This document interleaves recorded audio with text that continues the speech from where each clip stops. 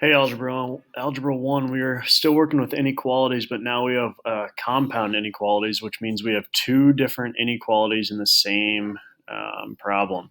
So right here, we see that we have two different inequality signs. We have 20 is less than x minus 7. I underline that in green. And then we also have x plus 7 is less than or equal to 35, and I underlined that in blue. So notice we're going to use what's in the middle here twice, okay? So let's start with the green over here. We have 20 is less than x plus 7. We're going to solve the green by itself, and then we'll solve the blue by itself.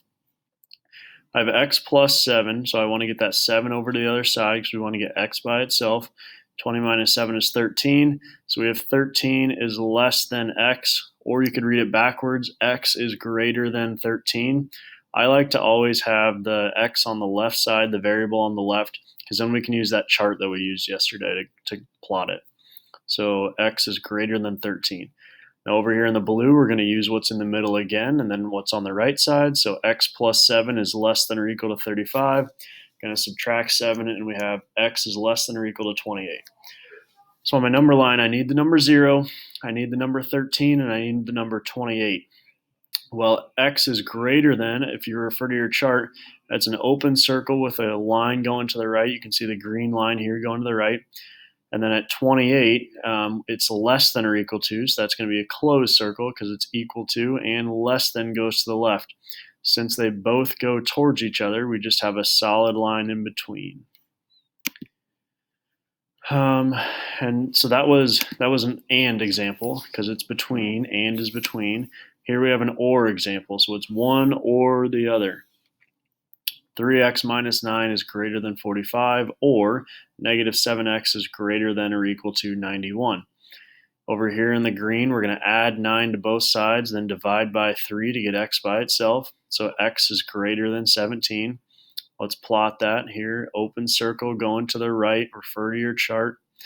We're going to divide by negative 7 to get this x by itself because there's that imaginary multiplication. Remember, when we divide by a negative, we got to flip this sign. So it changes from greater than or equal to less than or equal to. So x is less than or equal to negative 13. A positive divided by a negative is a negative. And that is going to be a solid dot going to the left. So the number is either going to be to the right of this 17, or it's going to be less than or equal to this negative 13. Can't have both here. It's either one or the other. The arrows are going opposite directions.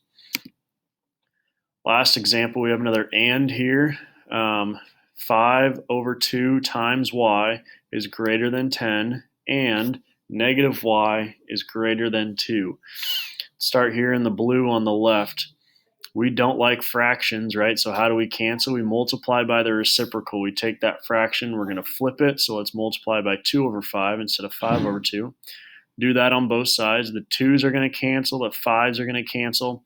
So we just have y by itself. Good job.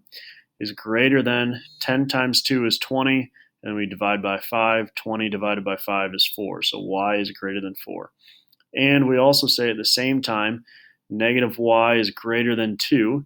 So let's divide by negative 1 to make that y a positive. And we see that y is less than negative 2 because we had to flip that sign.